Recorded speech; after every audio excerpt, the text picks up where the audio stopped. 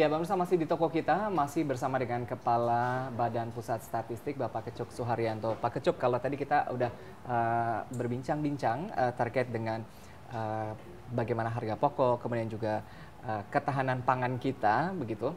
Nah, kita bicara mengenai tenaga kerja. Oke, kalau tenaga kerja dari data statistik BPS sendiri, Pak Kecuk, kalau bicara mengenai pengangguran, oke, masyarakat lihat bahwa kok sekarang kesannya begitu ya, saya nggak tahu, tapi nanti data yang lebih akurat dari BPS sendiri. Oke, banyak pengangguran gitu. Sebenarnya bagaimana sih data tenaga kerja di Indonesia? Terakhir kali BPS mengeluarkan data pengangguran itu adalah posisi bulan Agustus 2018. Okay. Jadi tingkat pengangguran kita itu sekitar 5,34%, itu setara 7 juta orang. 7 juta orang. Nah, kalau kita lihat 7 juta orang ya Pak ya? 7 juta orang, ya lumayan besar ya, lumayan besar. Di sana memang ada tren penganggurannya dari waktu ke waktu agak turun, tetapi memang ada beberapa persoalan yang perlu kita pikirkan. Misalnya kalau kita lihat pengangguran, yang paling banyak itu justru adalah mereka yang lulus dari SMK. Ya, ketika kita telusuri, harusnya SMK itu kan siap kerja, tetapi ternyata mereka masih banyak menganggur. Itu menjadi persoalan karena masih ada mismatch antara kurikulum dengan tersediaan lapangan kerja. Itu menjadi persoalan. Kemudian secara keseluruhan memang SDM kita ini kita masih punya masalah besar. Dari sisi pendidikan, mayoritas masih SMP ke bawah, ya. Jadi ke depan itu merupakan PR kita untuk meningkatkan pendidikan kita.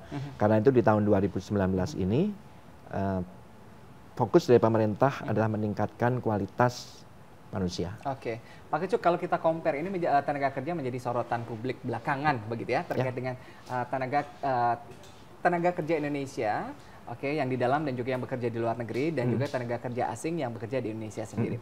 Itu dari data statistik perbandingannya berapa banyak sih Pak?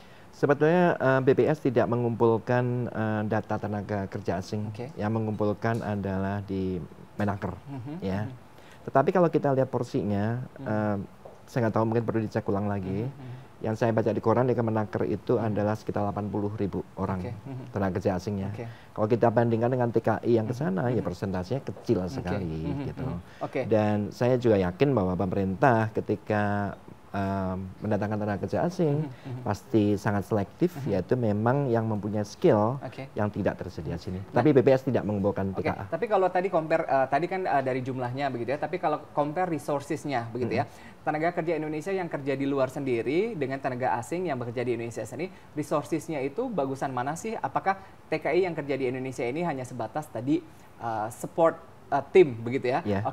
Asisten rumah tangga bisa dikatakan, supir, atau sudah menjadi tenaga ahli kalau dibandingkan dengan tenaga asing yang bekerja di Indonesia? Ya jauh kalau dari sisi kualitas. Dari sisi kualitas jauh. Tentunya suatu saat nanti kita berharap tenaga kerja Indonesia yang bekerja di luar negeri itu adalah mereka yang mempunyai skill yang tinggi. Ya. Sekarang kalau kita lihat jumlah tenaga kerja Indonesia yang bekerja di lembaga internasional misalnya sangat minim sekali. Kita masih kalah jauh dengan Filipina misalnya. Jadi kalau dari skill sudah jauh, tenaga kerja kita yang keluar memang skillnya rendah ya. Sementara yang ke sini adalah tinggi. Ke depan itu yang perlu kita pikirkan. Bagaimana kita bisa mengirimkan tenaga kerja Indonesia keluar, tapi yang mempunyai skill tinggi, sehingga mereka pendapatannya juga tinggi. Kalau tadi begitu ya, ini kan hanya dari data begitu ya. Ada rekomendasi nggak kualitatif misalnya terkait hal ini? Bisa dikatakan, pemerintah tadi kurang meningkatkan atau kurang fokus dalam tadi resources SDM TKI yang ada di Indonesia atau seperti apa? Ya, seperti saya sampaikan tadi, memang salah satu persoalan yang dihadapi tenaga kerja Indonesia itu adalah pendidikannya rendah, skillnya rendah, ya. Dan untuk meningkatkan itu perlu jalannya cukup panjang, ya, tidak seketika terus kemudian jadi, begitu kan ya. Karena itulah kita harus memberikan keberpihakan kepada lapisan bawah supaya mereka mengecap pendidikan. Idealnya biaya pendidikan tidak tinggi. Kalau BPS ini belum lihat ada tadi keberpihakan begitu yang merata untuk pendidikan di Indonesia? Saya lihat sudah ada. Sudah ada. Misalnya salah satu penyebab terjadinya kemiskinan itu kan karena seperti saya bilang tadi bahwa karena pendidikan rendah kesehatan nggak bagus. Jadi pemerintah harus menunjukkan keberpihakan dalam bentuk apa? Ada kartu Indonesia Pintar untuk memberi kesempatan bagi mereka yang nggak mampu untuk mengecap pendidikan.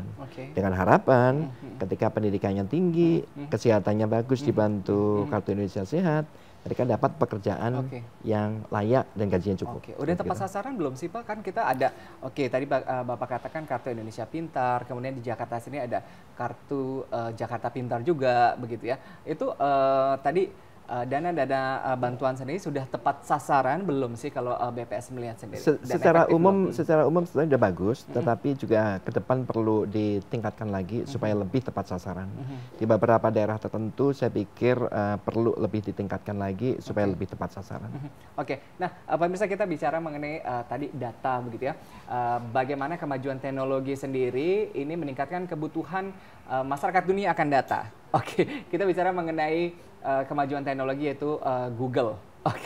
Pak Kecok sering pakai Google juga ya searching-nya. Mesin engine searching engine gitu. Nah, kalau kita tahu begitu ya, ini kan BPS sendiri sudah berdiri dari tahun kapan, Pak? Kita tuh resminya tahun 1957. Iya, sudah lama sekali begitu ya. Tapi kalau kita compare dengan Mbah Google ya, ini yang istilahnya umurnya masih muda begitu ya. Ini begitu familiar tidak hanya bagi masyarakat Indonesia, khususnya juga di Indonesia sendiri. Nah, ini bagaimana sih peran dari BPS sendiri agar data-data statistik yang dikeluarkan, data-data dari BPS sendiri ini bisa menjadi data acuan bagi masyarakat Indonesia? Ya. Gimana Pak? Sebetulnya kalau kita lihat web BPS, ya BPS itu seluruh data yang kita produksi, baik dalam bentuk publikasi maupun dalam Excel maupun PDF, semuanya sudah diupload dan bisa diunduh secara free dari website kita. Ketik di Google sana kemiskinan, pasti keluarnya BPS, begitu, ya kan? Jadi kita berupaya supaya data itu bisa diakses segampang mungkin. Kemudian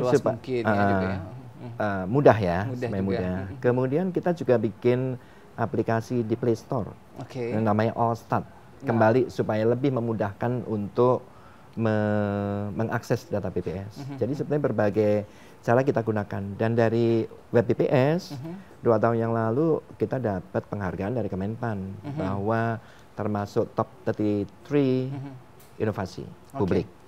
Dari penilaian Open Data Watch yang ada di Amerika, dari sisi keterbukaan web BPS itu menempati ranking kedua di ASEAN, kalah dengan Singapura. Dari 180 negara kita ranking 27. Perlu ada improvement ke depan. Itu akan kita jalankan. Kesulitan melakukan improvement begitu ya. Ini apa saja nanti akan diceritakan oleh Pak Kecok di segmen berikutnya. Tetap bersama kami di Toko Kita.